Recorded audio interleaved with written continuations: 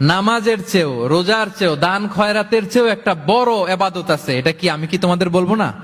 সাহাবারা তো অবাক, নামাজের চেয়েও বড় ইবাদত, রোজার চেয়েও বড়, দানের চেয়েও বড়। ক্বালু বালা ইয়া রাসূলুল্লাহ। সাহাবারা বললেন অবশ্যই হে নবী, হ্যাঁ আপনি বলেন সেটা কি? বিষ্ণু সাল্লাল্লাহু আলাইহি ওয়াসাল্লাম বললেন ইসলাহু যাতিল বাইন, বিবাদমান দুই গ্রুপকে মাঝখান দিয়ে যে মিলিয়ে দেয়া। নামাজের চেয়েও বড়, রোজার চেয়েও, সাদাকার চেয়েও বড়, মিলায়া দেওয়া। আমরা মনে করি সেজদা দিতে দিতে কপালে দাগ ফেলে দিছি, এটাই তো বড় ইবাদত। এটা তো নিঃসন্দেহে বড় ইবাদত।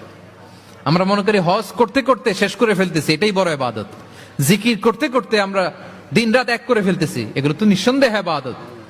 কিন্তু দুই ভাই বিবাদমান দুই গ্রুপের মধ্যে আপনি যদি মিলিয়ে দেন, এগুলো নফল রোজা, নফল দান, নফল সালাতের চেয়েও বেশি সওয়াবের কাজ। পড়েন সুবহানাল্লাহ।